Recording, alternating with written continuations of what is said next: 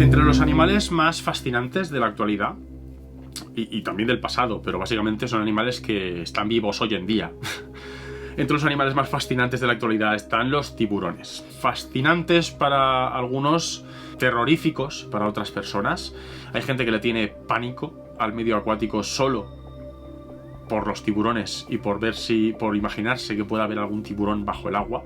Son animales a los que muchas veces oímos que se refieren a ellos como si fueran fósiles vivientes, porque supuestamente se dice que no han cambiado mucho desde hace millones de años, cuando lo cierto es que son un grupo bastante diverso que se ha diversificado mucho.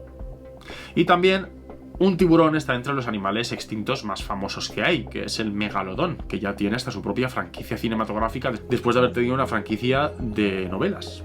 Los tiburones pertenecen al grupo de los condrictios, los peces cartilaginosos. Y esto significa que su esqueleto está formado de cartílago, no de hueso mineralizado como nuestros huesos, por ejemplo. Y eso ha hecho pues que no fosilicen tan bien sus esqueletos, sus cuerpos, que no tengamos tantos fósiles de cómo es el aspecto general de los tiburones del pasado y prácticamente su registro se reduzca a dientes.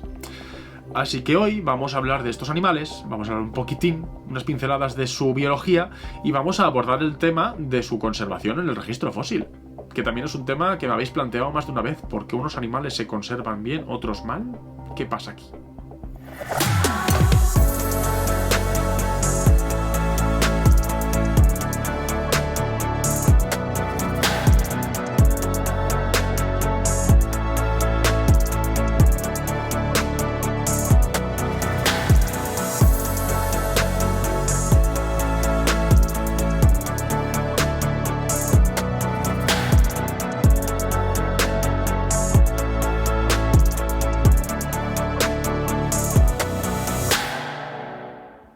Los tiburones pertenecen al grupo de los condrictios, los peces cartilaginosos, al que también pertenecen las rayas o las quimeras.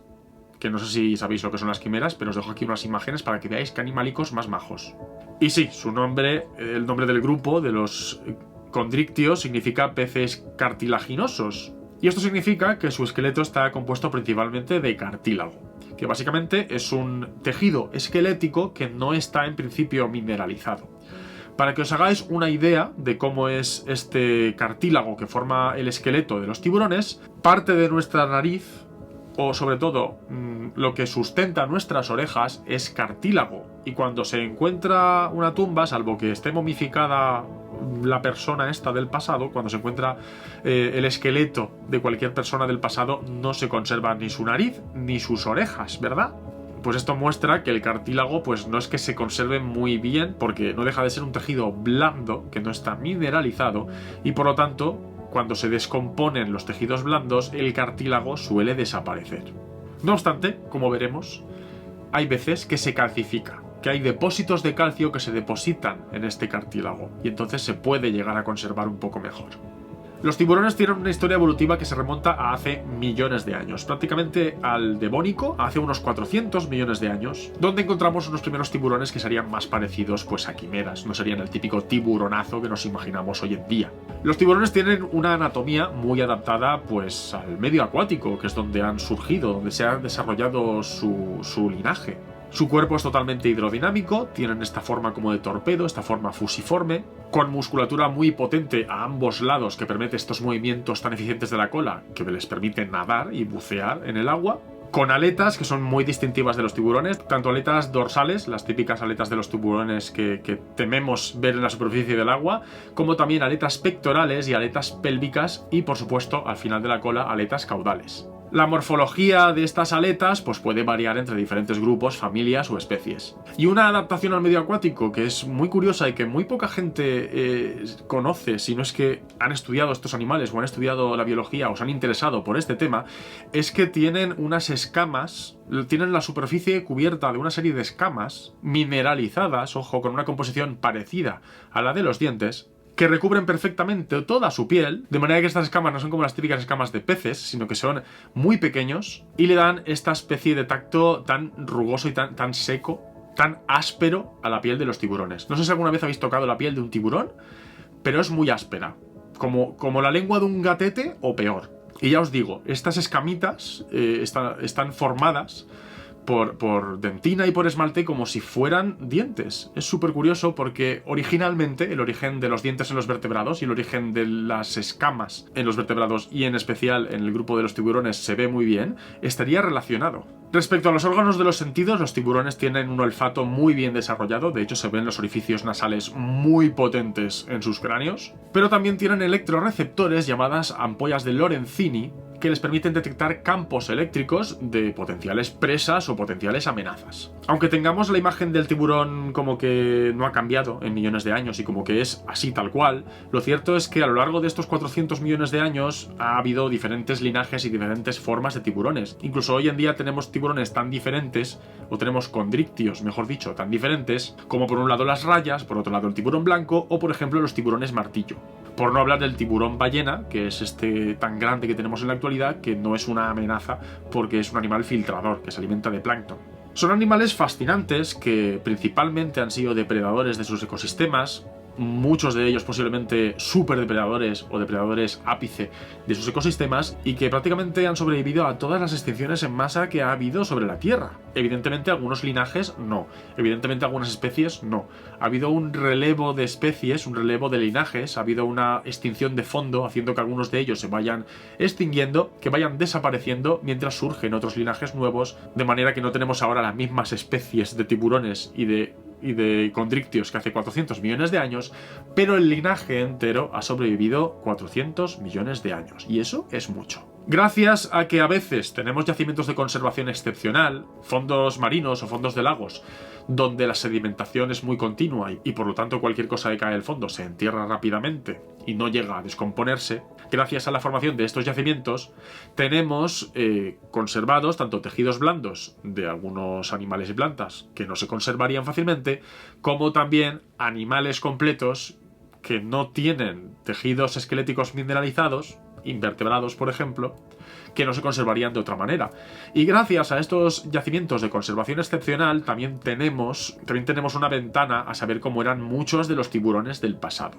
Pero, por lo general, lo que más se conserva de los tiburones en el registro fósil son los dientes y las escamas. Y las escamas son muy pequeñitas, así que principalmente lo que tenemos son dientes. Los dientes están totalmente mineralizados, de hecho, en nuestro cuerpo son el tejido más mineralizado que hay, más incluso que los huesos, y de hecho los dientes, salvo que queden enterrados en suelos o sedimentos que por alguna circunstancia sean ácidos, salvo circunstancias así, normalmente los dientes siempre son de los vertebrados el elemento anatómico, la parte de nuestra anatomía que más va a conservarse con el tiempo. Pues bien, los esqueletos de los tiburones, evidentemente, al ser cartilaginosos como nuestras orejas, no tienden a conservarse, salvo que se queden enterrados muy rápidamente en condiciones de conservación excepcional. Normalmente, este cartílago se va a descomponer como el resto de sus tejidos blandos y solo van a quedar los dientes. Además, otra causa de que tengamos sobre todo dientes de tiburón es que, salvo los mamíferos, como nosotros, que solo tenemos,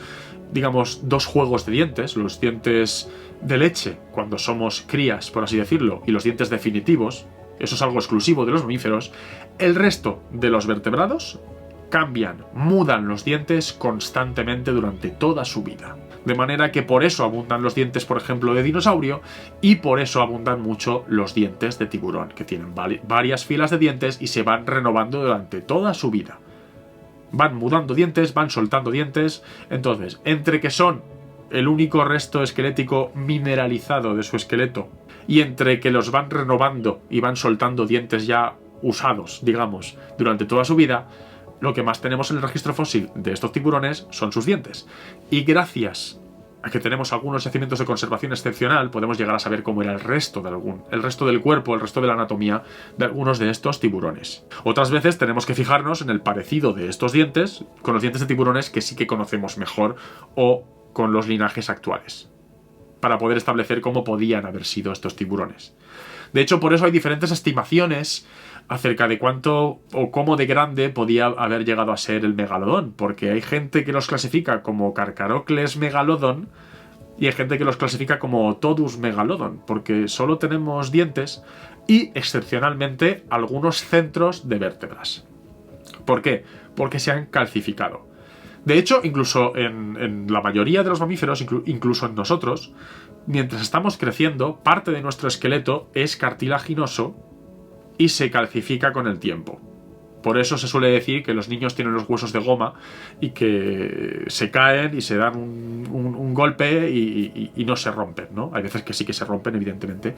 Pero esa broma de que los niños tienen huesos de goma hace referencia a que parte de los huesos de las crías de muchos vertebrados, originalmente, mientras están creciendo, son cartilaginosos y luego se calcifican y luego se osifican. Pues bien, la osificación del cartílago es algo que ocurre en muchos grupos de vertebrados. De hecho, hay incluso algunos tendones que se llegan a osificar en algunos grupos de vertebrados, hay incluso tendones osificados de dinosaurios, y en ocasiones los condrictios, los tiburones, pueden llegar a calcificar este esqueleto totalmente cartilaginoso que tienen. De manera que, pues, si en el pasado un tiburón tenía más calcificado su esqueleto y murió y cayó al fondo y se quedó enterrado, pues es más probable que tengamos restos de los huesos calcificados, de los cartílagos calcificados de este tiburón, pero no es lo habitual y por eso tenemos tan poco registro, más allá de dientes, de los tiburones. Aún así hay unos cuantos tiburones del pasado muy bien conocidos, algunos de ellos súper raros, súper curiosos, así que si queréis que hablemos en otro vídeo solo de tiburones del pasado y de cómo eran y de a qué grupo pertenecían y cuáles eran sus particularidades, me lo ponéis en comentarios, ¿vale? Y nada, muchas gracias por ver este vídeo, espero que os haya gustado. Me encanta relacionar los temas de paleontología con los temas más de biología actual, porque al fin y al cabo yo para hacer paleontología lo hice a través de biológicas, con lo cual tengo una gran acumulación de biología en mi cabeza y en mi formación que muchas veces me gusta darle salida, ¿no? Así que nada, espero que os haya gustado mucho. Muchas gracias a todos y a todas por ver este vídeo, por comentarlo, por compartirlo y especialmente muchas gracias a todas las personas que siguen apoyando directamente mi canal a través de Patreon, miembros del canal, donaciones puntuales o, como ya os he dicho, simplemente compartiendo y comentando, me ayudáis muchísimo. Nos vemos en el próximo vídeo, ¿vale? ¡Hasta luego!